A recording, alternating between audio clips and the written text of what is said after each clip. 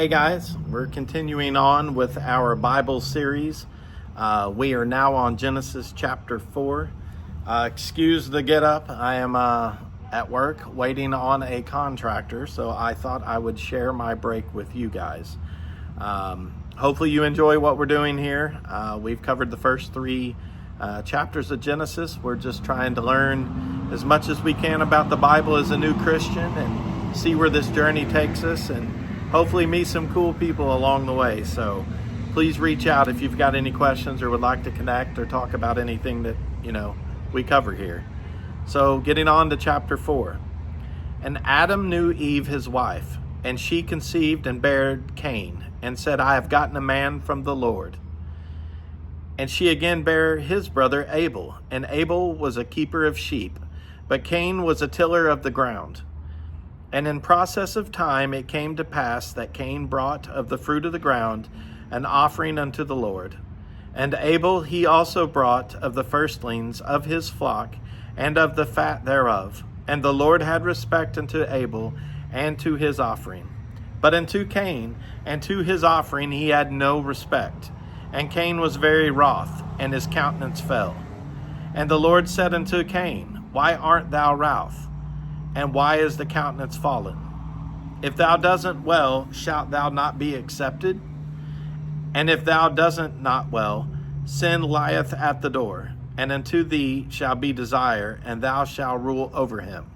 So this is our first discussion about desires, sins, and what that can do. And we'll find that out, I'm assuming, here with Cain and Abel. We've heard about Cain and Abel, the first siblings, if you will, and everything, and the Lord is having a conversation here about what can happen if you're not careful. And Cain talked with Abel his brother, and it came to pass when they were in the field that Cain rose up against Abel his brother and slew him. Also, this is the first instance of murder within the Bible.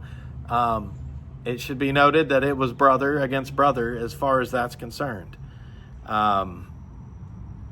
So, yeah, I mean, that's pretty rough stuff when you read it and you see how quickly all of this has progressed from the last chapter that we just read about, the Garden of Eden, eating from the fruit, the forbidden fruit, and now we turn to this, okay? And the Lord said unto Cain, Where is Abel thy brother? And he said, I know not. Am I my brother's keeper?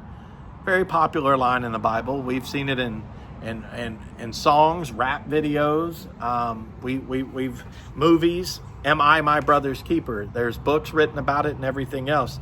This is the first instance of this happening. And again, Abel is missing. The Lord knows what's happened, but Cain finds a way to lie about it. And he said, What hast thou done? The voice of thy brother's blood crieth unto me from the ground. And now art thou cursed from the earth, which hath opened her mouth to receive thy brother's blood from thy hand. When thou tillest the ground, it shall not henceforth yield unto thee her strength. A fugitive and a vagabond shalt thou be in the earth. So basically, what's going on here is the Lord is cursing Cain for killing his brother Abel. He's cursing the land that he tills. He's cursing pretty much everything. There is a consequence to committing this crime. And Cain said unto the Lord, My punishment is greater than I can bear. Behold, thou hast driven me out this day from the face of the earth, and from thy face shall I be hid. And I shall be a fugitive and a vagabond in the earth. And it shall come to pass that every one that findeth me shall slay me. So let's think about that for a moment. Not only is his land going to be barren, now Cain has nowhere to go, and everywhere that he does find to go and everyone that he encounters is more or less going to shun and or slay him, as it says.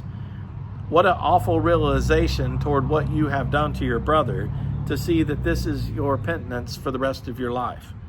And, even today, when we think about murder, we have, you're arrested, you have prison, death penalty in a lot of states and everything. But beyond all of that, we also have another punishment in store for such things if we do not seek forgiveness for our sins.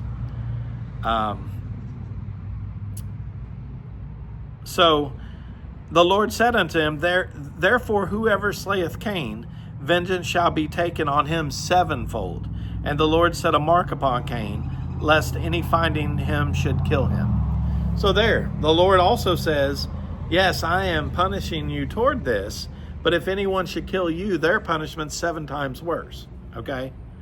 And Cain went out from the presence of the Lord and dwelt in the land of Nod on the east of Eden. Now, my question here is, we only have a handful of people that are on this earth. Okay? We got Cain and Abel, Adam and Eve. There's 4 people on this earth.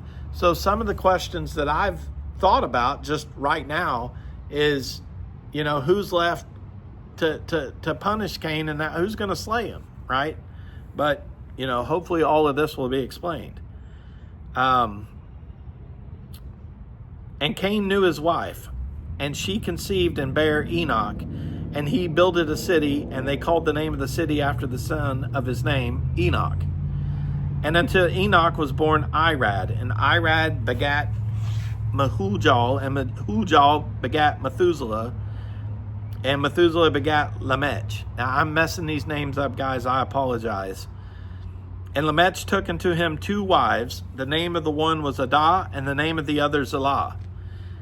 And Adah bare Jabal. He was the father of such and dwell in tents, and such as have cattle.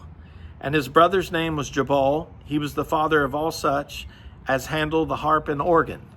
So now we're seeing how everyone became to pass that was a part of that family, okay? So stick with me here. I am assuming this is a very difficult part of the Bible to read and comprehend all these names. I'm struggling with the names. I'm doing the best I can. And Lamech said unto his wives, Adah and Zillah, Hear my voice, ye wives of Lamech. Hearken unto my speech, for I have slain a man to my wounding, and a young man to my hurt.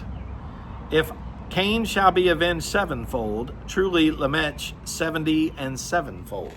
Okay? So the punishment keeps getting greater, it seems, as everyone is being, threatened and or killed.